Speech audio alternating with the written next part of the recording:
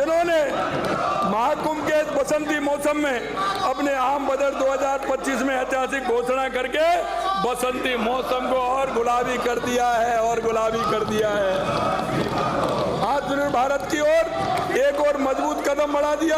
वही दिन दूर नहीं कि हमारे देश की अर्थव्यवस्था दुनिया की तीसरी सबसे बड़ी अर्थव्यवस्था बनेगी। राजस्थान में भी मध्य वर्ग नौकरी पैसा लोगों जिनकी वार्षिक आय 12 लाख तक है। माननीय अध्यक्ष महोदय, देखिए राजस्थान में भी जिनकी 12 लाख तक की आमदनी है उनको भी आयकर नहीं देना होगा। कितना बड़ा फायदा हमारे देश के यशस्वी प्रधानमंत्री नरेंद्र मोदी जी ने किया है।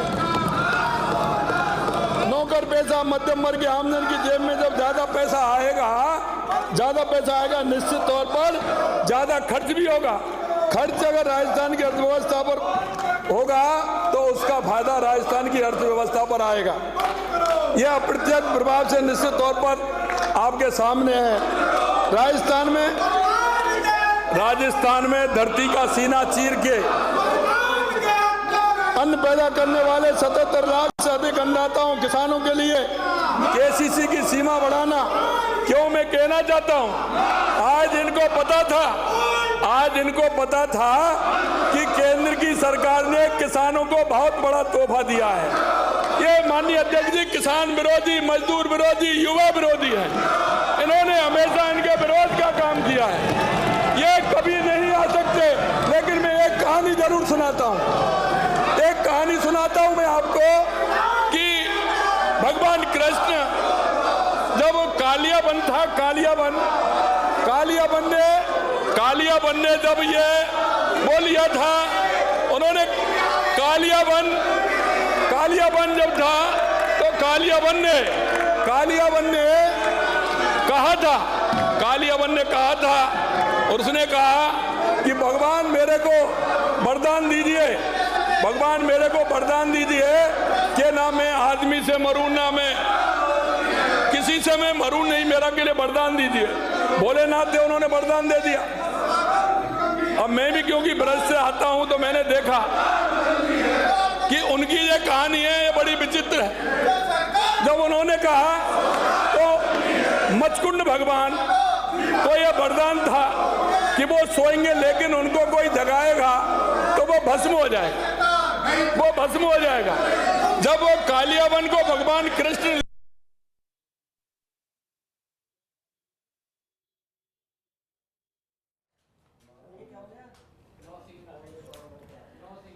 राज्यपाल के अभिभाषण पर इस वक्त जवाब दे रहे हैं मुख्यमंत्री भजनलाल शर्मा, जहां हंगामे का दौर भी जारी है। विपक्ष लगातार हंगामा कर रहा है उनके जवाब के दौरान।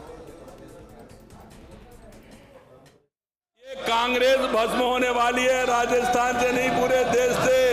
इनका पाप का गला भर गया। ये कांग्रेस भस्म होने वाली है, ये कहीं चलने वाली नहीं है। पूरे देश से दिल्ली का परिणाम आएगा, देख लेना।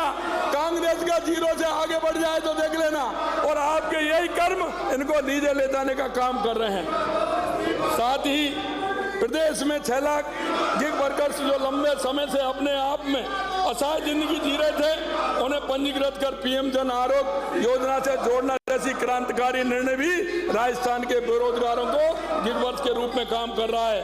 को सौगात देने के लिए आम बजट के लिए आपने बताना चाहता हूं। माननीय सदस्यों को जानकर प्रसन्नता होगी कि आमजन, कृषक तथा साथ ही निवेश एवं उद्यमियों को राहत देने की श्रृंखला में आज ही आरबीआई द्वारा 0.25 रेपो रेट में कमी की गई है। मैं हमारे शासन के आधार पर आपनों अग्रणी राजस्थान संकल्प पत्र की उपलब्धियां की वानगी तो सदन के रूप में प्रस्तुत करूंगा, परंतु मैंने प्रतिपक्ष के नेता तथा विपक्ष अन्य सदस्यों को बड़े जोर शोर से हमारी कार्यप्रणाली की आलोचना करते हुए सुना है। मैं उन्हें याद दिलाना चाहता हूं कि हमारी सरकार के सफर में अभी मात्र 1 वर्ष हुआ है। ये तो 1 वर्ष का दर्द है अध्यक्ष जी, 1 वर्ष का दर्द है। 5 साल बाद सदन में नजर नहीं आएंगे। आज 4 साल पहले कह नजर नहीं आएंगे। इनकी संख्या बहुत कम होगी, नजर नहीं आएंगे 5 साल बाद। ये मैं आज दावे के साथ कह रहा हूं। और मेरी बात को लिख लीजिए, धारीवाल जी आप भी लिख लीजिए, मेरी बात को लिख लीजिए। 4 साल बाद सदन में नजर नहीं आएंगे, ये लिख देता हूं।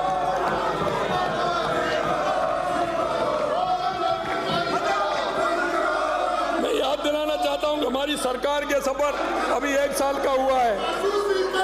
विदाई राजस्थान की जनता ने आपकी विदाई बड़े धूमधाम से की। इसके कारण कई हैं, एक कारण नहीं है, 1-2 कारण और भी हैं। बड़े धूमधाम से 14 माह पूर्व हाल ही में राज्य में अलग संभागों में 7 उपचुनाव हुए थे। ये आप नहीं सुनेंगे, 7 उपचुनाव हुए। माननीय अध्यक्ष जी, इनको दिखा दी, नेता प्रदेश अध्यक्ष को भी दिखा दी, नेता प्रतिपक्ष को भी दिखा दी, और इनके बड़े नेता उनको भी दिखा दी। अरे कितनी सीट आई ये तो बता दो। अरे कितनी सीट आई दम भरने वाले? अगर ऐसे ही दम भरने वाले होते तो 7 में से 1 सीट नहीं आती। वो भी गलती थी, 1 सीट नहीं आती। मैं ये कहना चाहता हूँ, 1 सीट नहीं आती। डोटासरा जी कहाँ चले गए? अभी यहीं थे। कहाँ चले गए अध्यक्ष जी? कहाँ चले गए? अभी यहीं थे, वो नजर नहीं आ रहे। उनको पता था सीटों के बारे में बात आएंगी।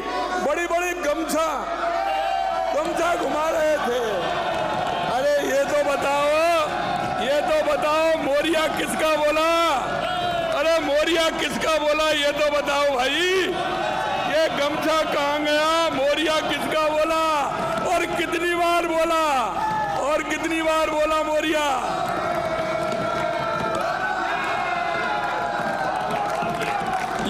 ये राजस्थान की जनता ने आपको आईना दिखाया है। ये पूरा आईना है, क्योंकि माननीय अध्यक्ष जी, ये एक जिले का चुनाव नहीं था। ये एक जिले का चुनाव, ये 6 संभागों का चुनाव था। 5 संभागों का एक अलग अलग संभागों का चुनाव था।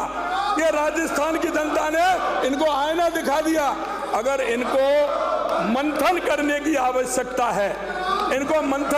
आवश्यकता है, तो इस बात पर है। लेकिन आज वो सुनना नहीं चाहते, क्योंकि माननीय प्रदेश अध्यक्ष कांग्रेस को सुनना पड़ता, इसलिए जूली जी को भी साइडलाइन कर दिया। मैं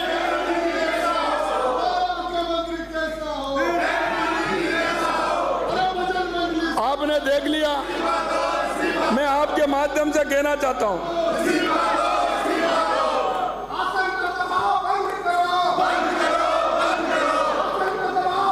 तुम्हारे